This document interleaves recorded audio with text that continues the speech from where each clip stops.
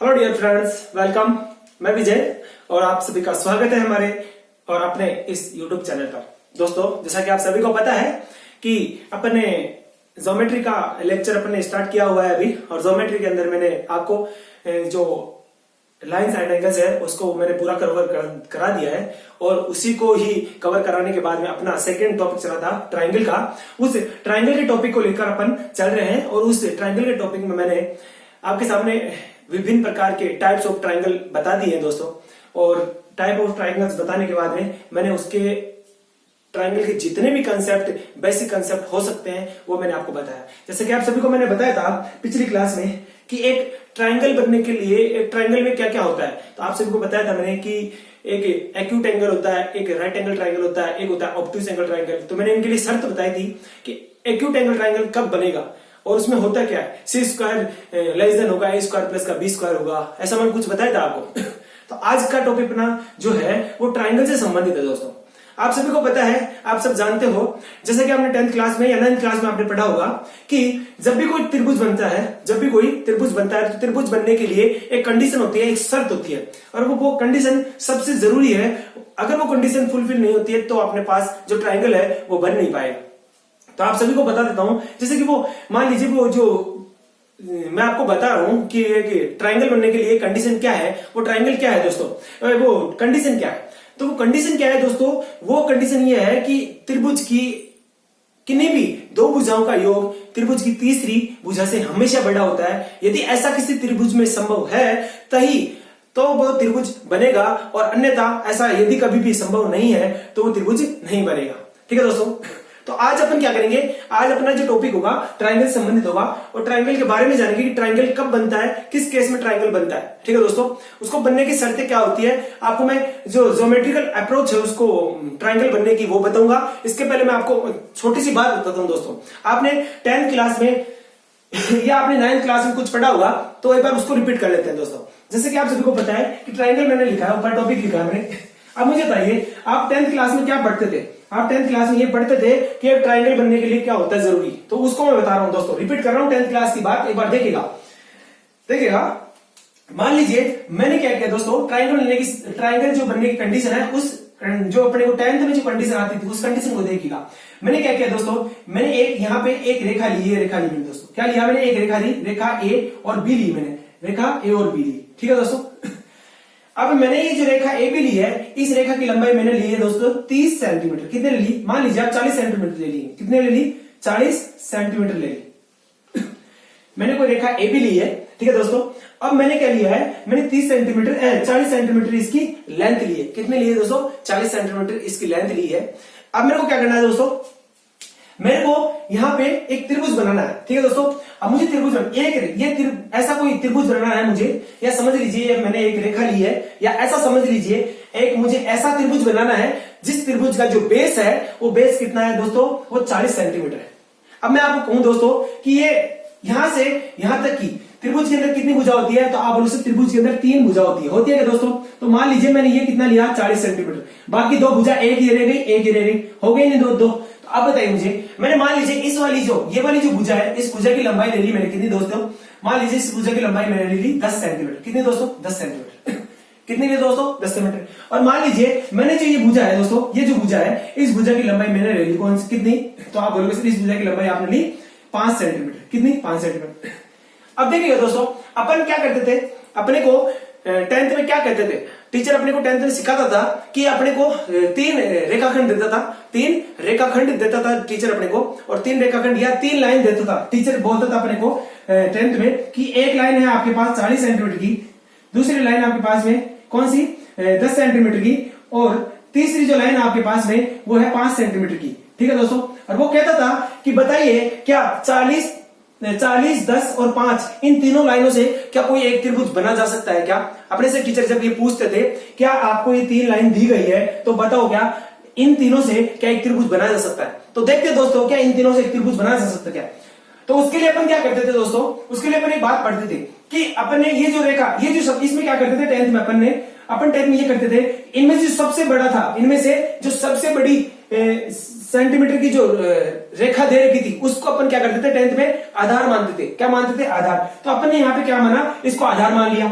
और फिर क्या करते थे दोस्तों, अपने पास में जो और दो छोटी इससे छोटी जो दो वैल्यू और बचती थी उन वैल्यूज को लेकर अपन क्या करते थे दोस्तों, इस बड़ी वाली रेखा पर चाप काटते थे। कौन सा चाप काटते थे? जैसा कि दोस्तों देखिएगा, मुझे एक 40 मैंने 40 वाली तो मैंने बड़ी आधार बना ली। अब मेरे पास बची 10 सेंटीमीटर 5 सेंटीमीटर दोस्तों। तो आप लोगों को क्या करना दोस्तों, यहां से अपन क्या करते थे 10th में, यहां पे प्रकार रखते थे दोस्तों, यहां पे, और अपन 10 सेंटीमीटर का इसको खोलते थे। ठीक है दोस्तों, कितना? 10 सेंटीमीटर का। 10 सेंटीमीटर खोलने के बाद क्या करते दोस्तों, यहां से प्रकार लेके ऐसा चाप काटते थे दोस्तों, ऐसा, और यहाँ पे चाप काटते थे। तो यहाँ पे अपना चाप कटा, जिससे यहाँ पे कटा दोस्तों, क्या हुआ, यहाँ पे चाप कटा। ठीक है दोस्तों, यही काटते थे क्या, यहाँ पे प्रकार रखे अपने एक चाप काटते थे, किस पे, इस 40 सेंटीमीटर की रेखा पे। फिर क्या करते थे, ये हुई यहाँ पे कितनी वैल्यू हुई, तो आप इसलिए 10 सेंटीमीटर, कितनी 10 सेंटीमीटर। और दोस्तों एक यहाँ पे लेते थे अपन, कौन सा, एक 5 सेंटीमीटर लेते थे, 5 सेंटीमीटर। अब बच के 5 सेंटीमीटर, इसको क्या करते थे अपन, इसको यहाँ पे रखे, फिर यहाँ से चाप काटते दोस्तों, फिर यहाँ से चाप काटते। अब इसका चाप यहाँ पे आएगा, तो कहां पे आएगा इसका चाप, यहाँ पे आएगा। इसका मतलब यहाँ पे काटा इसने, कहां पे, इसने यहाँ पे काटा। अब मुझे बताइए दोस्तों, क्या ये पॉइंट और ये पॉइंट क्या एक दूसरे से कटान हो रहे हैं? तो आप बोलोगे नहीं सर, ये 10 सेंटीमीटर और ये 5 सेंटीमीटर किसी एक बिंदु पर कट रही नहीं है, किसी भी एक बिंदु पर नहीं कट रही है। इसका मतलब क्या हुआ दोस्तों, इसका मतलब यह है कि 40 सेंटीमीटर तो अपने सही ले लिया, लेकिन अपने पास में त्रिभुज बनने के लिए क्या हुआ दोस्तों, त्रिभुज बनने के लिए ये 10 सेंटीमीटर हुआ, ये 5 सेंटीमीटर हुआ। ये क्या हुआ दोस्तों, ये यहाँ पे जब काटेगी ये रेखा, इस रेखा को आगे बढ़ाइए, ये रेखा 5 सेंटीमीटर है। तो मुझे बताइए त्रिभुज बनने के लिए क्या होता है, तो आप त्रिभुज बनने के लिए अपने पास में 3 वर्टेक्स होते हैं। कितने होते हैं? 3 वर्टेक्स। एक वर्टेक्स ये हो गया, 2 ये हो गया, तीसरा 3 वर्टेक्स हो गया। अब अपने पास क्या हुआ दोस्तों, अपने पास में एक वर्टेक्स, दूसरा वर्टेक्स तो बन गया, लेकिन क्या अपने पास में तीसरा वर्टेक्स बना? तो आप बोलोगे नहीं बना सर। क्यों नहीं बना? क्योंकि दोस्तों इस भुजा की और इस भुजा की लंबाई इतनी पर्याप्त नहीं है कि ये दोनों एक दूसरे को काट सके। यदि ये इस भुजा की और इस भुजा की लंबाई यदि इतनी पर्याप्त होती कि एक दूसरे को काट देती, तभी क्या होता, तब अपना यहाँ पे एक वर्टेक्स बनता, और एक वर्टेक्स बनने के बाद में अपने पास 3 वर्टेक्स होते, और 3 वर्टेक्स बनने के बाद में आप सबको पता है ऐसी आकृति जिसमें 3 वर्टेक्स हो, ठीक है दोस्तों, ऐसी बंद आकृति जिसमें 3 वर्टेक्स हो, उसे क्या कहते हैं? ट्रायंगल कहते हैं। लेकिन मुझे बताइए क्या इस स्थिति में ट्रायंगल बनेगा? तो आप बोलोगे नहीं सर, नहीं बनेगा। अब देखिएगा, यदि इस स्थिति में ट्रायंगल नहीं बनता दोस्तों, तो मैं क्या करूंगा? अब क्या ऑप्शन रह गया मेरे पास? मान लीजिए ऑप्शन ये है दोस्तों, मैंने क्या किया दोस्तों, मैंने एक बात और करी। क्या? मैंने अभी क्या किया, मैंने एक 40 सेंटीमीटर ली, ठीक है दोस्तों, दूसरी मैंने 20 सेंटीमीटर, और तीसरी मैंने 20 सेंटीमीटर, 40 सेंटीमीटर की लाइन ले ली मैंने। अब 20 सेंटीमीटर की एक भुजा ली है, दूसरी भुजा 20 सेंटीमीटर की ली, और तीसरी भुजा 20 सेंटीमीटर की ली है अपने। देखिएगा 20 सेंटीमीटर का मतलब हुआ ये इतना हुआ, कितना दोस्तों, इतना हुआ, ठीक है। 20 सेंटीमीटर का मतलब इतना हुआ, कहां तक, इतना। अब ये 20 सेंटीमीटर था क्या, तो आप बोलोगे सर। अब यहां से अंगुली, ये चाप खोलिए और ये चाप काटेगा कहां पे, तो आप बोलोगे यहाँ पे कटेगा, कहां पे कटेगा, यहाँ पे कटेगा। अब देखिएगा ये भी 20 सेंटीमीटर है, अब इसको भी 20 सेंटीमीटर लीजिए, इसको भी 20 सेंटीमीटर लीजिए, तो आप बोलोगे सर 20 सेंटीमीटर। अब इस चाप को खोल के जब आप चाप काटोगे दोस्तों, इस चाप को खोल के जब चाप काटोगे आप, तो मुझे बताइए क्या ये 20 सेंटीमीटर था, ठीक है दोस्तों, ये यहाँ पे आया 20 सेंटीमीटर, तो ये 20 सेंटीमीटर कहां पे जाएगा, तो आप बोलोगे सर ये यहाँ पे आएगा, जस्ट इसके पास में आएगा। क्यों दोस्तों? क्योंकि 20 और 20 कितना होता है, तो आप बोलोगे 40, इसलिए अपना ये चाप और ये चाप हम में से 40 सेंटीमीटर के बराबर होगा। इसलिए होगा क्या अपने पास में दोस्तों, ये 20 सेंटीमीटर की भुजा होगी और ये 20 सेंटीमीटर भुजा, लेकिन ये दोनों की दोनों भुजा क्या यहाँ पे काट रही है, क्या यहाँ पे कहीं काट रही है क्या, तो आप बोलोगे नहीं सर ऐसा नहीं है, क्योंकि 20 सेंटीमीटर की भुजा यहाँ पे कहां पर भी नहीं काट रही है अपने पास। लेकिन क्या हुआ दोस्तों, लेकिन जैसे ही अपन ने इस 20 सेंटीमीटर की भुजा के लिए यहाँ पे कट लगाया और इस 20 सेंटीमीटर की साइड के लिए एक यहाँ पे कट लगाया, तो यहाँ पे एक कट लगा दोस्तों, और यहाँ पे बोला उसने कटान बिंदु, यहाँ पे एक पॉइंट बना गया, तो आप बोलोगे यहां से एक पॉइंट बना। जबकि अपने पास त्रिभुज में कितने पॉइंट होने चाहिए, तो आपको पता है कि त्रिभुज में आपके पास में 3 वर्टेक्स होने चाहिए। कितने होने चाहिए? 3 वर्टेक्स या 3 पॉइंट होने चाहिए। मुझे बताइए यहाँ पे 3 पॉइंट है क्या, तो आप बोलोगे हाँ सर, यहाँ पे एक पॉइंट ये रहा, दूसरा ये रहा, तीसरा ये रहा। लेकिन दोस्तों एक बात कही थी मैंने आपको कि त्रिभुज के अंदर जो वर्टेक्स है, त्रिभुज के अंदर जो वर्टेक्स है वो हमेशा कैसे होने चाहिए, तो नॉन कॉलिनियर होने चाहिए। कैसे? नॉन कॉलिनियर होने चाहिए। यहाँ पे लेकिन अपने जो वर्टेक्स है वो कैसे है, कॉलिनियर है। कैसे है? कॉलिनियर है। यहाँ पे मुझे बताइए जो वर्टेक्स है दोस्तों, ये जो वर्टेक्स है वो कैसे है, तो आप बोलोगे कॉलिनियर है। कैसे? कॉलिनियर। कॉलिनियर का मतलब है कि अपने कॉलिनियर, मैंने आपको बताया था कि कॉलिनियर पॉइंट्स कौन से होते हैं, तो आप बोलोगे सर कॉलिनियर पॉइंट्स वह पॉइंट्स होते हैं जो 3 या 3 से अधिक, 3 या तीन से अधिक पॉइंट यदि किसी एक ही रेखा पर एग्जिस्ट करते हैं, इसका मतलब वो सभी के सभी पॉइंट्स क्या होंगे, कोलिनियर पॉइंट्स होंगे। तो मुझे बताइए क्या यह वाला यह पॉइंट और ये पॉइंट क्या एक ही रेखा पर है? तो आप बोलोगे हाँ सर कोलिनियर पॉइंट हो। और मैंने कहा था कि त्रिभुज के अंदर कभी भी तीनों के तीनों वर्टेक्स हमेशा क्या होंगे, नॉन कोलिनियर होनी चाहिए। कैसे होनी चाहिए? नॉन कोलिनियर होनी चाहिए। लेकिन अपने पास यहां पे हुआ क्या दोस्तों, अपने पास तीनों के तीनों शीर्ष या तीनों के तीनों वर्टेक्स एक ही पॉइंट एक ही रेखा पर है, इसलिए यहां पे त्रिभुज का निर्माण नहीं होगा। अब मैं क्या करता हूं दोस्तों, एक कंडीशन मैंने बताई आपको 10 की 5 की लगे, एक 20 सेंटीमीटर और एक 20 सेंटीमीटर। अब एक तीसरी कंडीशन देखिएगा, मैंने तीसरी कंडीशन क्या ली, मान लीजिए मैंने क्या लिया दोस्तों, मान लीजिए दोस्तों मैंने ये तो 40 सेंटीमीटर ली, ये तो 40 सेंटीमीटर, एक ले लिया दोस्तों मैंने कितना 25 सेंटीमीटर, जबकि एक ले ली मैंने कितनी, तो आप बोलोगे एक ले लिया आपने 20 सेंटीमीटर। कितने ले ली? 20 सेंटीमीटर। अब मुझे बताइए 25 सेंटीमीटर की ये भुजा है, मान लीजिए इसका मैं एक चाप खींचता हूं, 25 सेंटीमीटर की साइड ली 25 सेंटीमीटर, ठीक है दोस्तों, 25 सेंटीमीटर यहीं कहीं आएगा, तो आप बोलोगे सर 20 सेंटीमीटर एक यहां पे ली, तो आप बोलोगे सर हाँ 20 सेंटीमीटर, ये 25 सेंटीमीटर थोड़ा आगे आएगा, ठीक है दोस्तों 25 सेंटीमीटर, और आपने 20 सेंटीमीटर की कुछ यहां पे ली, ये 20 सेंटीमीटर, ये दोनों एक दूसरे को काटेगी दोस्तों, 25 सेंटीमीटर और 20 सेंटीमीटर एक दूसरे को काटेगी। क्यों दोस्तों? देखिएगा 25 सेंटीमीटर का चाप खोलेंगे तो कहां पे आएगा, तो आप बोलोगे सर यहां पे कहीं आएगा। 20 सेंटीमीटर का चाप काटोगे तो आप बोलोगे सर कहां पे आएगा, तो आप बोलोगे सर यहां पे आएगा, कहीं यहां पे आएगा। अब दोस्तों एक पॉइंट यहां पे आ रहा है, इस ये जो लाइन है वो यहां पे काट रही है, जबकि ये लाइन यहां पे काट रही है। इसका मतलब हुआ दोस्तों इसको आगे बढ़ाइए थोड़ा आप यहां से, तो आप बोलोगे सर यहां पे आएगी, इसको जब आगे बढ़ाओगे तो आप बोलोगे सर ये यहां पे आएगी। इसका मतलब क्या हुआ दोस्तों, यहां पे एक कटान बिंदु मिला, इसका मतलब क्या हुआ दोस्तों, ए वर्टेक्स हुआ, बी वर्टेक्स हुआ, एक और वर्टेक्स मिला क्या, तो आप बोलोगे हाँ सर वर्टेक्स। मुझे बताइए ये पॉइंट यहां से यहां तक की दूरी कितनी थी, तो आप बोलोगे सर यहां से यहां तक की दूरी, यहां से यहां तक की दूरी कितनी हुई, तो आप बोलोगे सर ये 25 सेंटीमीटर, कितनी 25 सेंटीमीटर, जबकि ये कितनी हुई, तो आप बोलोगे सर ये 20 सेंटीमीटर, कितनी 20 सेंटीमीटर। अब देखिएगा अपने पास तीन वर्टेक्स आए, वर्टेक्स ए आया, वर्टेक्स बी आया, वर्टेक्स सी आया। मुझे बताइए यह क्या तीनों की तीनों वर्टेक्स या तीनों की तीनों पॉइंट क्या कोलिनियर है या नॉन कोलिनियर है, तो आप बोलोगे सर तीनों के तीनों पॉइंट्स क्या है, नॉन कोलिनियर है। ठीक है दोस्तों, यहां तो बात समझ गई। अब मुझे बताइए, मैंने बता, अब इसका मतलब क्या हुआ दोस्तों, इसका मतलब हुआ कि यहां पे अपने पास में त्रिभुज ट्राइंगल ए बी सी का क्या होगा, निर्माण होगा, बनना होगा। इसका मतलब त्रिभुज एबीसी बनेगा, और त्रिभुज एबीसी बनेगा इसलिए अपनी सबसे मेन कंडीशन यहां से देखने को क्या मिलता है, अपने को यहां से देखने को एक बात समझने को यहां से मिलती है कि 25 और 20 का योग कितना होता है, तो आप बोलोगे सर 25 प्लस 20 का योग कितना है, तो आप बोलोगे सर कितना 5 और 4 45। मुझे बताइए क्या 45 क्या 40 से बड़ा है क्या, तो आप बोलोगे हाँ सर 45 40 से बड़ा है। और 45 क्या है, तो आप बोलोगे सर ये दो साइड्स का योग है, कितना, त्रिभुज की किन्हीं दो भुजाओं का योग है क्या, तो आप बोलोगे हाँ सर ये त्रिभुज की किन्हीं दो भुजाओं का योग है। जब ये क्या है, तो आप बोलोगे त्रिभुज की किसी एक भुजा का मान है। मैंने ये बात पहले कही थी आपको कि किसी भी त्रिभुज के बनने के लिए सबसे मेन कंडीशन है कि त्रिभुज की किन्हीं भी दो भुजाओं का योग हमेशा त्रिभुज के एक भुजा से बड़ा होना चाहिए। ये बात कही थी मैंने दोस्तों। तो मुझे बताइए क्या अपने पास में इस ट्रायंगल में जो मैं कंडीशन बोल रहा था अभी, वो क्या कंडीशन इस यहाँ पे फुलफिल हो रही है, तो आप बोलोगे हाँ सर। क्यों? क्योंकि यहाँ पे त्रिभुज की किन्हीं दो भुजाओं का योग कितना 45, तीसरी भुजा के योग 40 से बड़ा है, इसलिए यहाँ पे ये त्रिभुज बन जाएगा, इसलिए त्रिभुज यहाँ पे बन जाएगा। ये बात कही थी मैंने दोस्तों। अब देखिएगा ये बात हुई किसकी, ये मैंने आपको वो मेथड बताया दोस्तों, ये मैंने आपको वो मेथड बताया जो 10th में अपन काम लेते थे।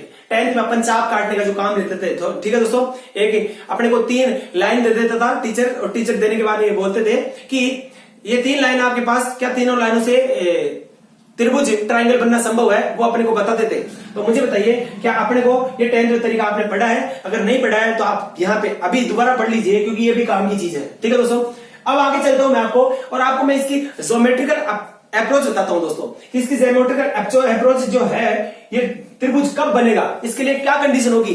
जो कंडीशन मैंने बताई है वो कंडीशन क्या है, उस स्थिति को जानने की कोशिश करते हैं। एक बार देखिएगा दोस्तों, पूरा ध्यान आपके यहां पे हमारे बोर्ड पे होना चाहिए।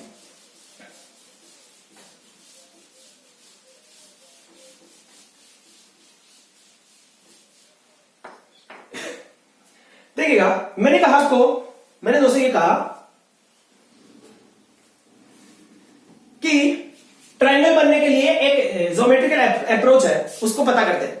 अब देखिए दोस्तों, आप सभी को पता है कि ये कोई ट्रायंगल है, ये क्या कोई ट्रायंगल है क्या दोस्तों? तो आप बोलोगे हाँ सर ये कोई ट्रायंगल है। ये क्या लिया मैंने, कोई त्रिभुज लिया। अब इस त्रिभुज में दोस्तों त्रिभुज ए बी सी नाम दिया, इसको त्रिभुज एबीसी नाम दिया। ठीक है दोस्तों, अब मैंने क्या किया दोस्तों, मैंने यहाँ पे क्या किया, ए वाली ये जो ए वर्टेक्स है, इस ए वर्टेक्स की रेखा को आगे बढ़ाया जाओ, कितना, इतना आगे बढ़ाया। ठीक है दोस्तों, और इसको कहां तक आगे बढ़ाया, तो आप बोलोगे सर यहां डी तक बढ़ाया। क्या बताया, डी तक मैंने इसको बढ़ाया। ठीक है दोस्तों, अब मैंने ये ए वर्टेक्स है, इसको डी पॉइंट तक आगे बढ़ाया और मैंने इस डी पॉइंट को इस बी पॉइंट से मिला दिया, डी पॉइंट को मैंने बी पॉइंट से मिला दिया। ठीक है दोस्तों, अब देखिएगा मैंने क्या कहा आपको, मैंने कहा दोस्तों यहाँ पे ए वर्टेक्स को डी पॉइंट तक बढ़ाया और डी पॉइंट को बी पॉइंट से मिलाया। ठीक है दोस्तों, अब देखिएगा मैंने यहाँ पे बताया कि ए डी बराबर है ए बी के।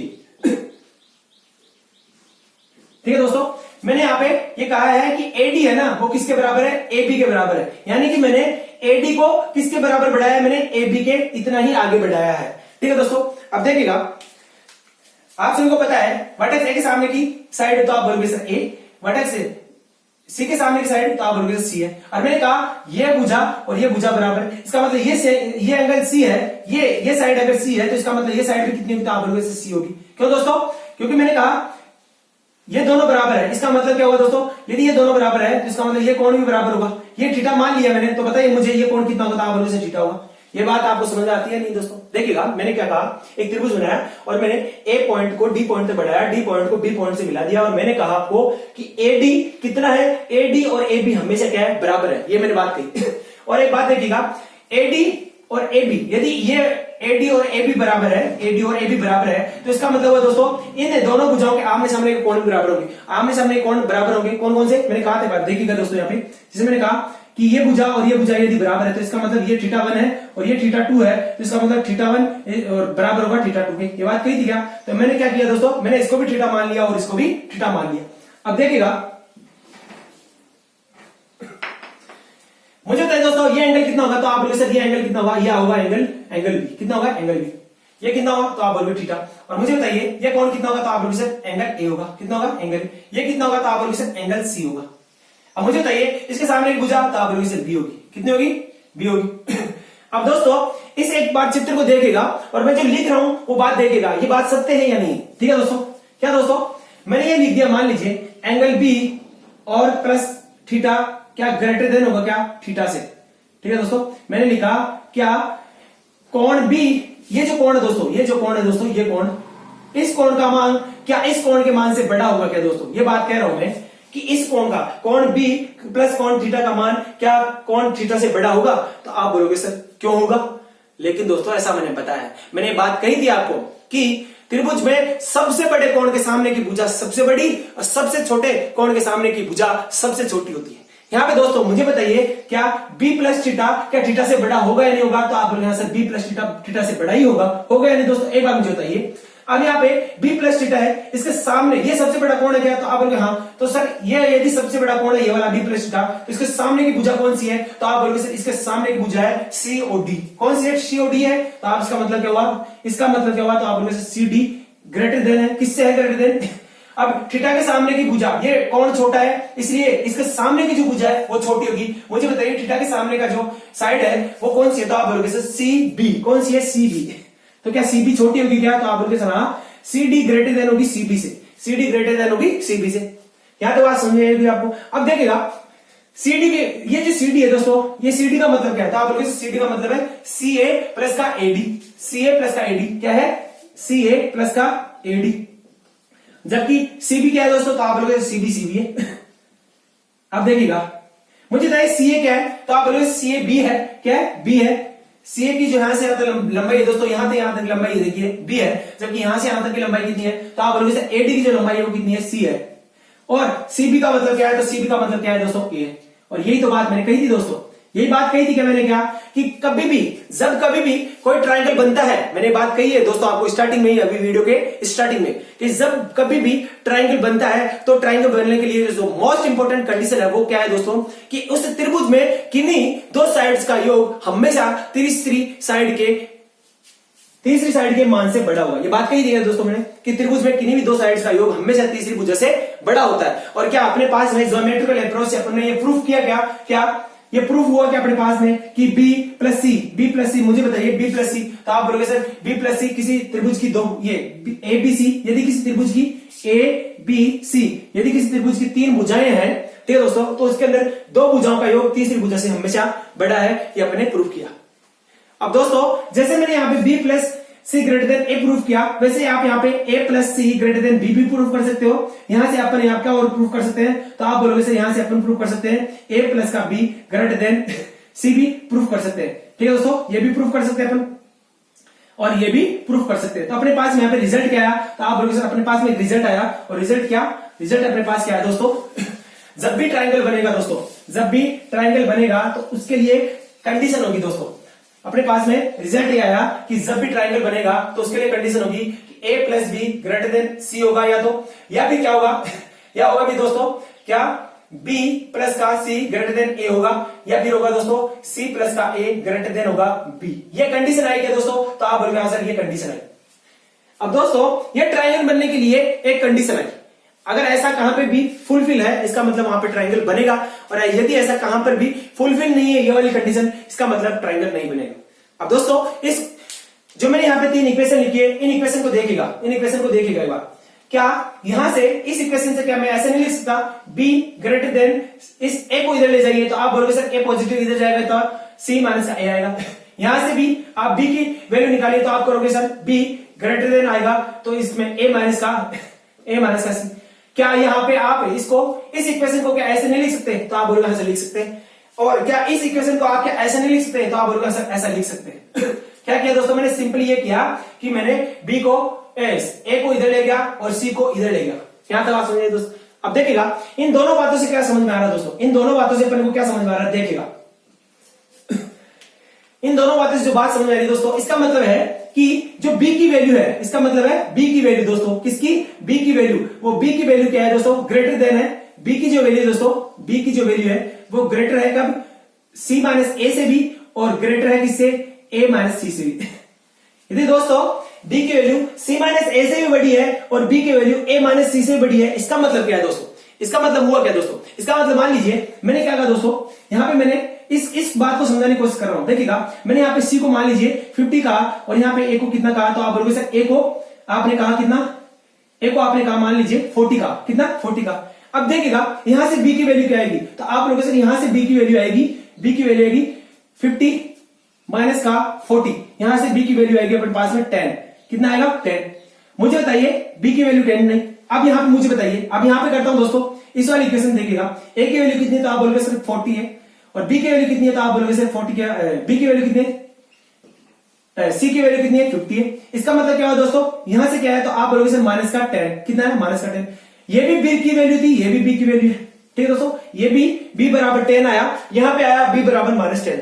अब दोस्तों ये b है क्या, ये b क्या है दोस्तों, इस बात में देखिएगा, गौर करिए, ये b क्या है, व्हाट इज b, तो आप पता करोगे सर ये b तो त्रिभुज की एक साइड है, b तो त्रिभुज की ट्राइंगल की एक साइड है। तो मुझे बताइए यदि ये त्रिभुज की एक साइड है तो क्या त्रिभुज की साइड कभी भी ऋणात्मक हो सकती है, त्रिभुज की साइड कभी भी नेगेटिव हो सकती है, तो आप बोलोगे हाँ सर नेगेटिव तो नहीं हो सकती है, त्रिभुज की कभी भी कोई भी साइड नेगेटिव हो सकती है क्या, तो आप बोलोगे नहीं सर ऐसा नहीं होता, त्रिभुज की साइड हमेशा पॉजिटिव होती है। तो मुझे बताइए क्या b की वैल्यू ये संभव है, तो आप बोलोगे सर b की वैल्यू ये संभव नहीं है। इसका मतलब दोस्तों ये संभव नहीं है, जबकि ये संभव है, ये संभव है। तो इसका मतलब हुआ दोस्तों कि आप ये सोच रहे होंगे कि सर इसका मतलब हुआ हमारे को ये दोनों बात चेक करनी पड़ेगी, और हमारे को जो माइनस की वैल्यू आएगी उसको छोड़ना पड़ेगा, और जो प्लस की वैल्यू आएगी उसको लेना पड़ेगा। लेकिन इसके लिए दोस्तों, इसके लिए मैंने एक बात बनाई है दोस्तों, वो आप सब जानते हो, वो क्या है दोस्तों, देखिएगा b की वैल्यू दोस्तों हमेशा हमें कौन सी लेनी है, तो आप बोलोगे सर हमेशा हमें पॉजिटिव वैल्यू लेनी है, कौन सी पॉजिटिव वैल्यू,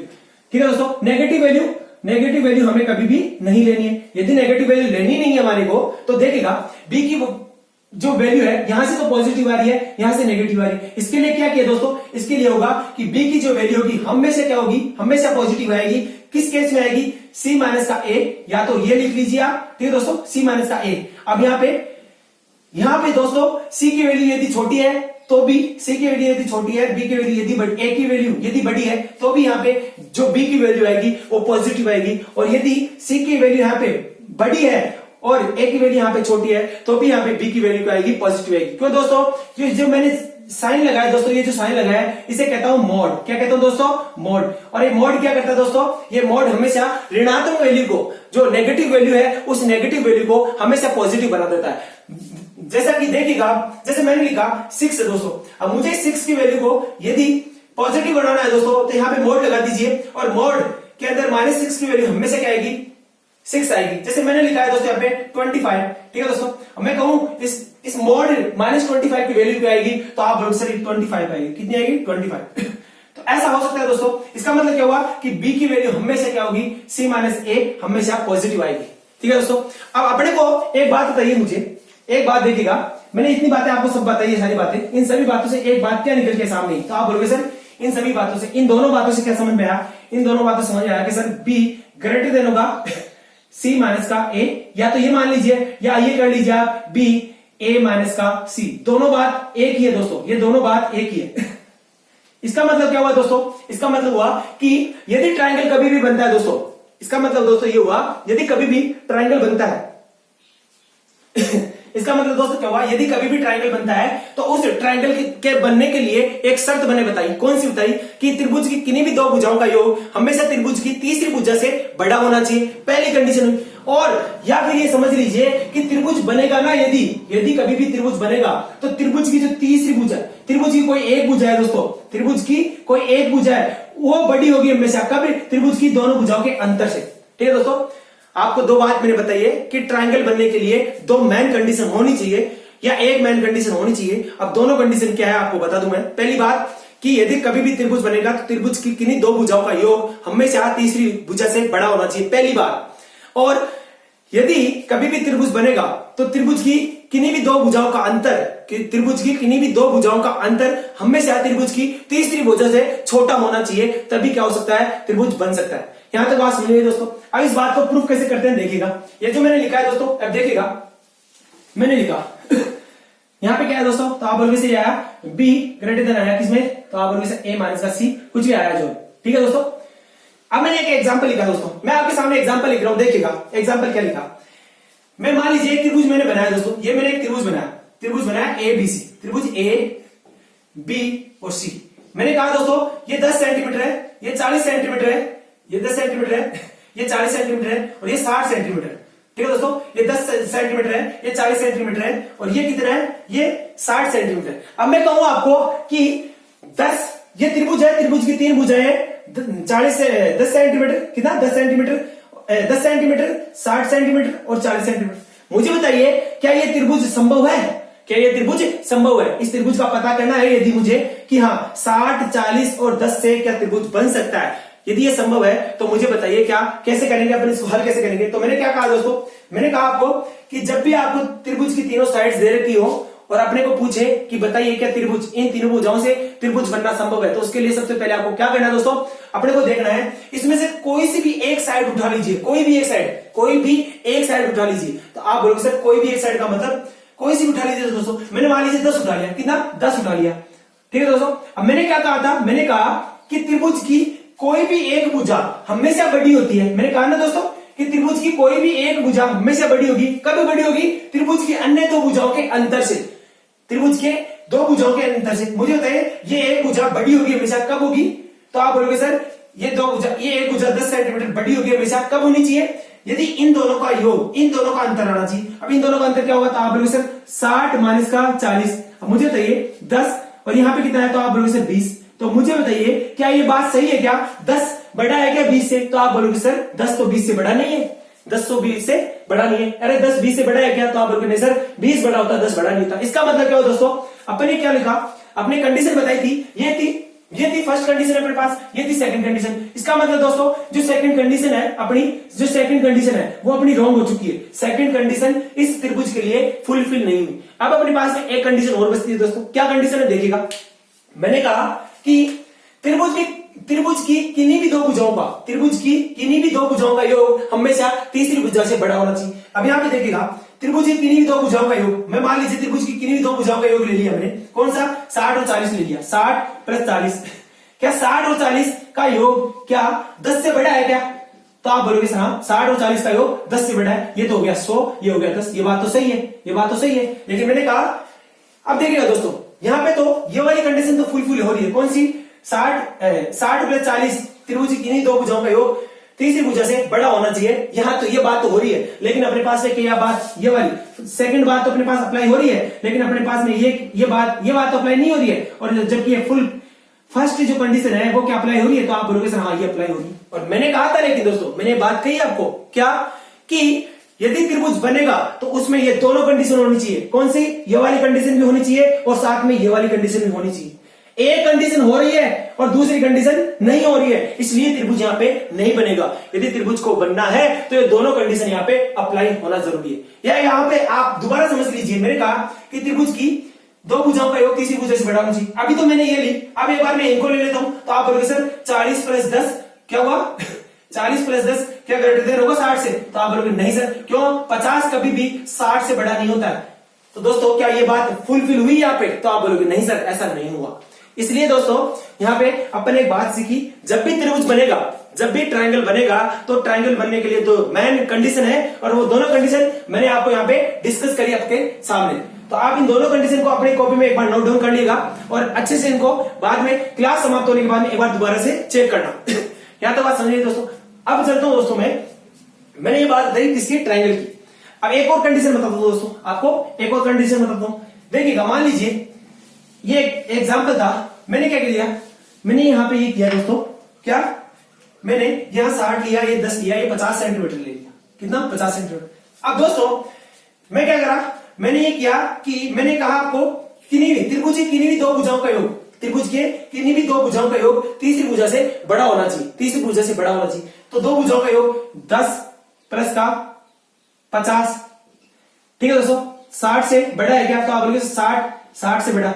अरे क्या 60 से बड़ा हो सकता है क्या? तो आप बोलोगे नहीं सर, 60 के बराबर हो सकता है, 60 से बड़ा नहीं हो सकता। इसलिए ये कंडीशन भी कभी भी अप्लाई नहीं होगी। और यदि ऐसा नहीं है दोस्तों कभी भी, तो ऐसा इसका मतलब त्रिभुज भी नहीं बनेगा। ठीक है दोस्तों, यहां तक बात आपको समझ में आई होगी। अब चलता हूं आपको लेकर आगे के कंसेप्ट में। आगे कंसेप्ट जो कहता है वो देखिएगा।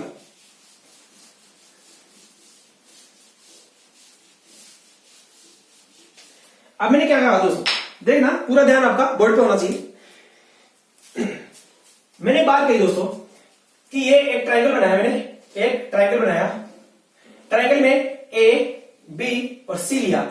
ए के सामने वर्टेक्स ए के सामने भुजा ए, वर्टेक्स बी के सामने की भुजा बी, वर्टेक्स सी के सामने की भुजा सी।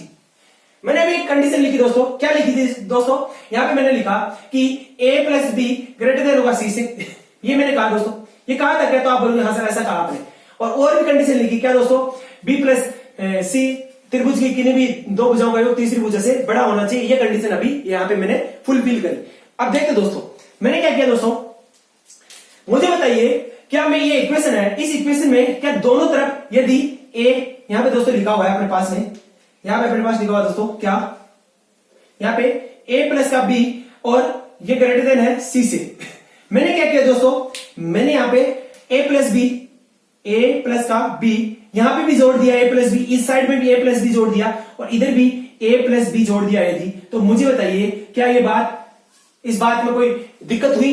तो नहीं हुई। आप बोलोगे नहीं हुई, क्यों दोस्तों? देखिएगा, मान लीजिए यहां पे लिखा हुआ 8 और यहां पे लिखा हुआ 7। मैंने क्या किया, मैंने इधर भी 2 जोड़ दिया और इधर भी 2 जोड़ दिया। इधर कितना हुआ? तो आप बोलोगे सर इधर कितना हुआ? तो आप बोलोगे सर इधर 10 हो गया, इधर कितना हो गया? इधर हो गया 9। कितना? 9।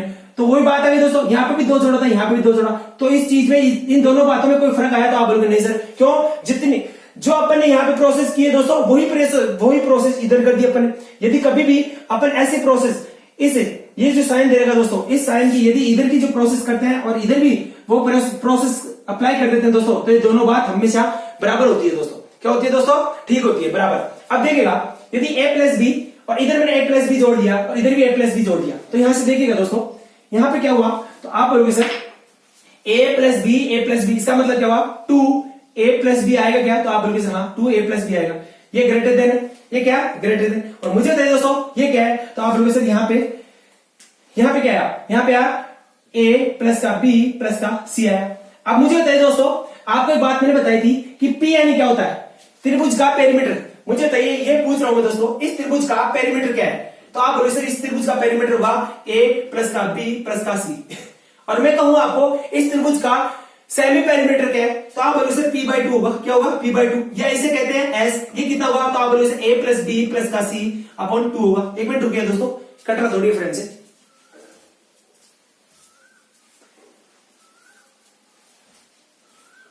तो होगा ही नहीं होगा दोस्तों, तो आप बोलोगे हाँ सर।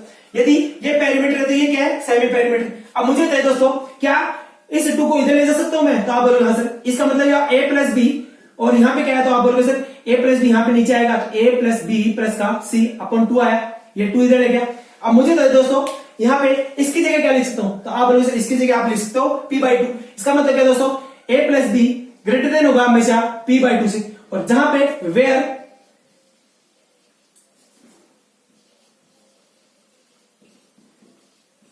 तो आप बोलोगे सर ये एस है। एस क्या है? ये है सेमी पेरीमीटर। ये क्या है? एस क्या है? एस क्या है यहाँ पे दोस्तों? तो आप बोलोगे सेमी पेरीमीटर। ठीक है दोस्तों, इसका मतलब दोस्तों अपने पास में एक रिजल्ट आया, एक अपने पास में कंसेप्ट आया दोस्तों। और कंसेप्ट क्या है दोस्तों?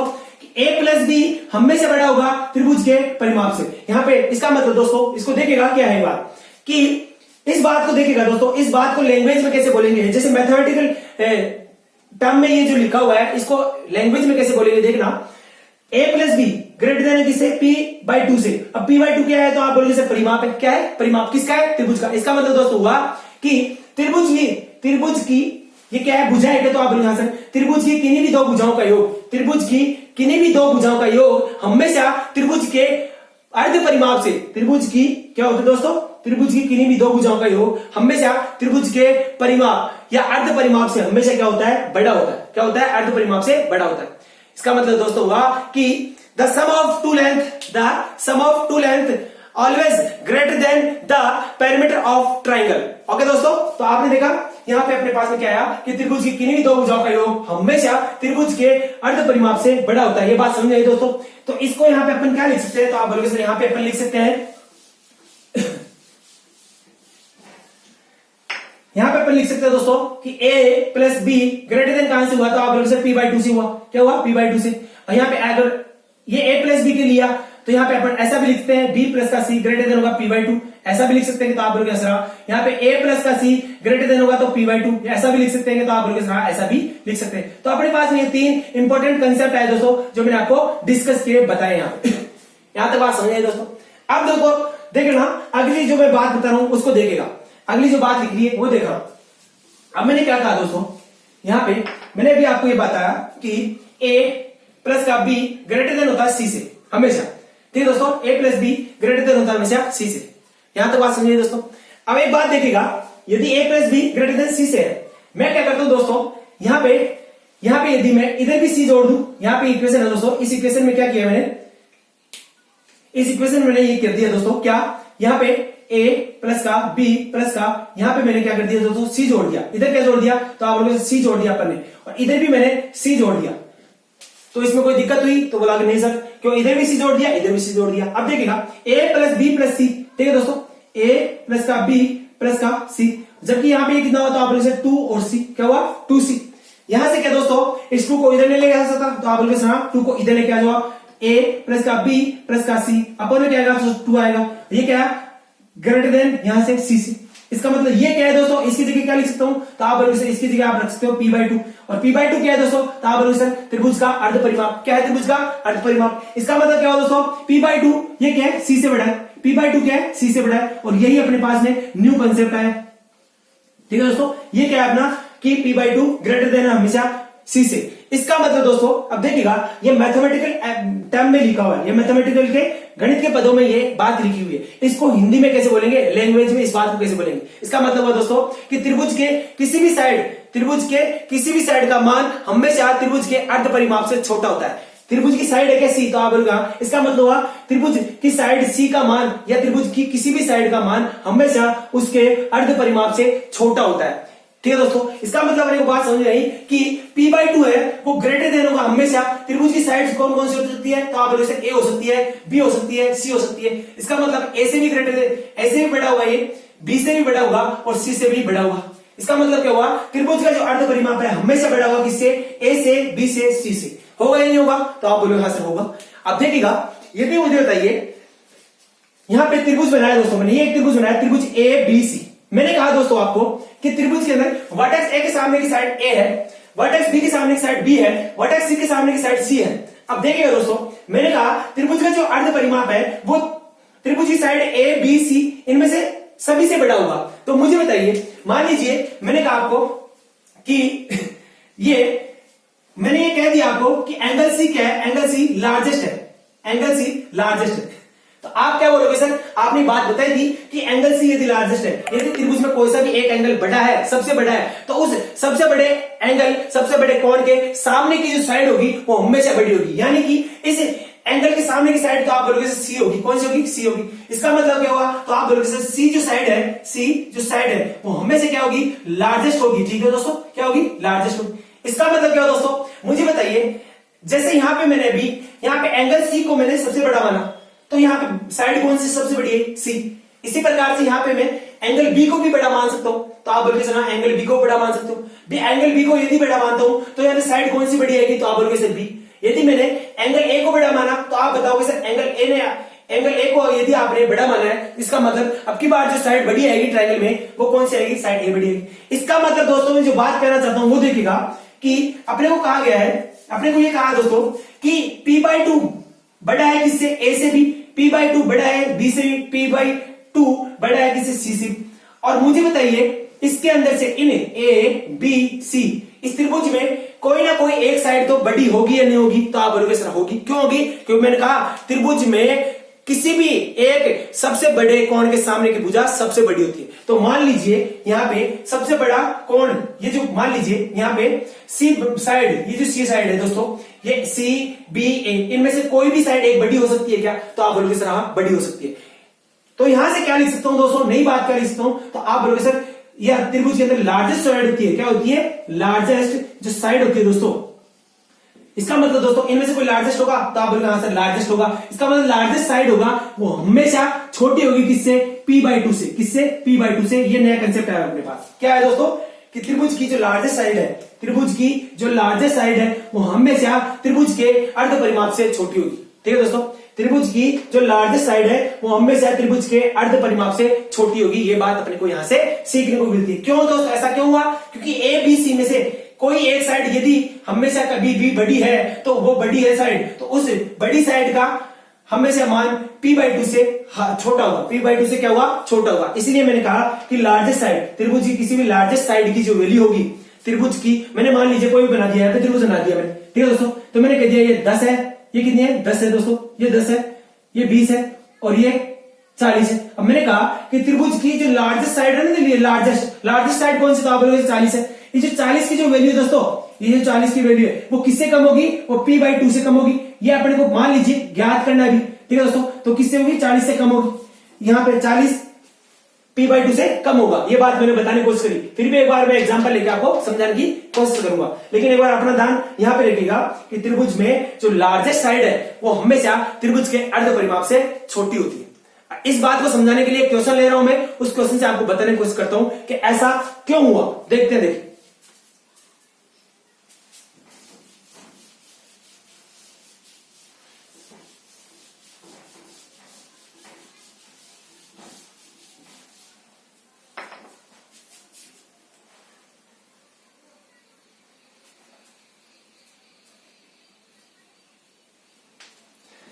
देखिएगा दोस्तों, मैंने कहा आपको कि लार्जेस्ट साइड की जो वैल्यू है, लार्जेस्ट साइड की जो वैल्यू है वो क्या होगी दोस्तों, वो हमेशा p/2 से बड़ी होगी। क्या होगी, p/2 से बड़ी होगी। ये बात मैंने कही आपको। लार्जेस्ट साइड की जो वैल्यू है वो हमेशा p/2 से छोटी होगी। p/2 का मतलब अर्ध त्रिभुज के परिमाप से छोटी होगी। अब मैंने कहा दोस्तों आपको, मैंने एक क्वेश्चन लिखा दोस्तों, मान लीजिए मैंने कहा आपको कि एक ट्राइंगल है दोस्तों, ये ट्राइंगल है दोस्तों, मैंने कहा ये ट्राइंगल है, ट्राइंगल ए बी और सी, ठीक है दोस्तों। और मैंने कहा इस ट्राइंगल का जो पेरीमीटर है, इस ट्राइंगल का पेरीमीटर 73 सेंटीमीटर दिया हुआ है। ये अपने को दिया हुआ है दोस्तों, क्या दिया हुआ है, दिया है अपने को एक ट्राइंगल दिया गया था, क्वेश्चन है दोस्तों। उस ट्राइंगल का अपने को पेरीमीटर दिया गया है 73 सेंटीमीटर और अपने से पूछा गया है कि इस ट्राइंगल की लार्जेस्ट इस ट्राइंगल की लार्जेस्ट साइड की इंटीजर इंटीजर वैल्यू बताइए। ठीक है दोस्तों, अपने को एक ट्रायंगल दिया गया। ठीक है दोस्तों, अपने को यहाँ पे एक ट्रायंगल दिया गया और ये ट्रायंगल देने के साथ में अपने को कहा गया कि यहाँ पे इस ट्रायंगल का जो पेरीमीटर है वो दिया गया अपने को 73 सेंटीमीटर। कितना दिया गया? 73 सेंटीमीटर।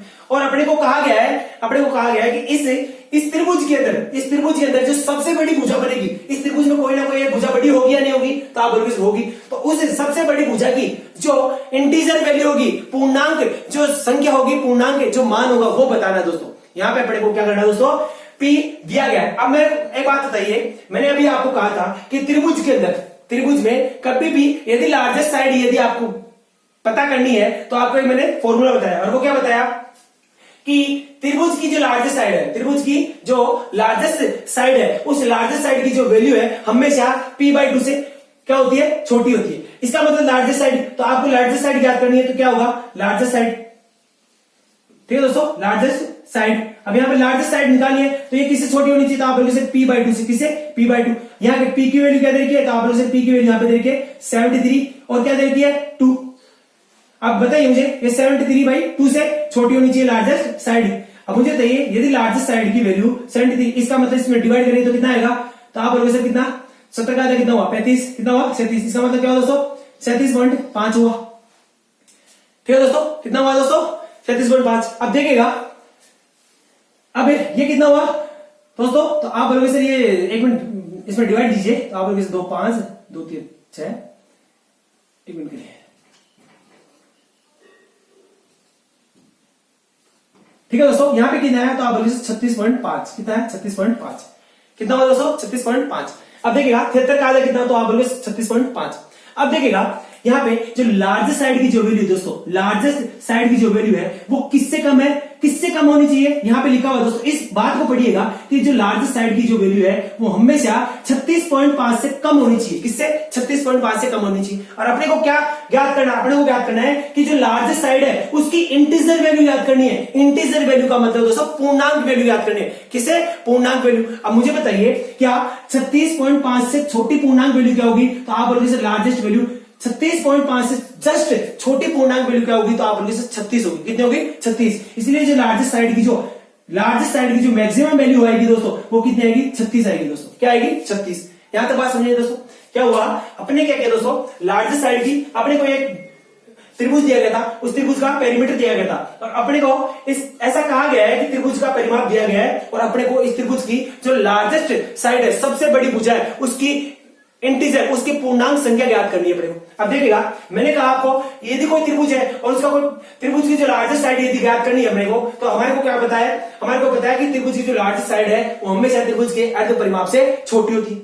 मैंने क्या किया? मैंने दोस्तों यहाँ P की वैल्यू रखी, 73 और इसको जब डिवाइड किया तो 36.5 आया। और लार्जेस्ट साइड की वैल्यू हुई दोस्तों, इसका मतलब क्या हुआ? लार्जेस्ट साइड की जो वैल्यू है वो 36.5 से छोटी होनी चाहिए। इसका मतलब दोस्तों, इस चिन्ह का मतलब ये है। इसका मतलब क्या हुआ दोस्तों? अब मुझे बताइए इंटीजर वैल्यू याद करनी। अब 36.5 से छोटा इंटीजर वैल्यू कौन सी होती है? तो आप बोलोगे 36 होती है। इसका मतलब हुआ लार्जेस्ट वैल्यू की जो अधिकतम वैल्यू, लार्जेस्ट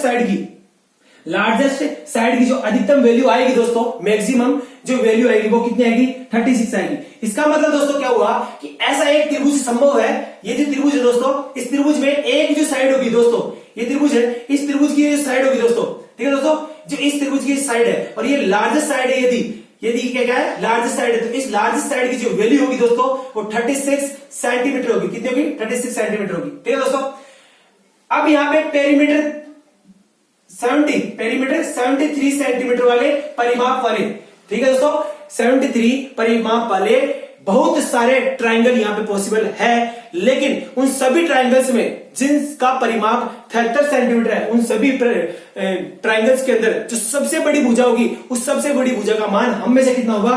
36 सेंटीमीटर होगा। कितना होगा? 36 सेंटीमीटर होगा। यहां तक बात समझिए दोस्तों।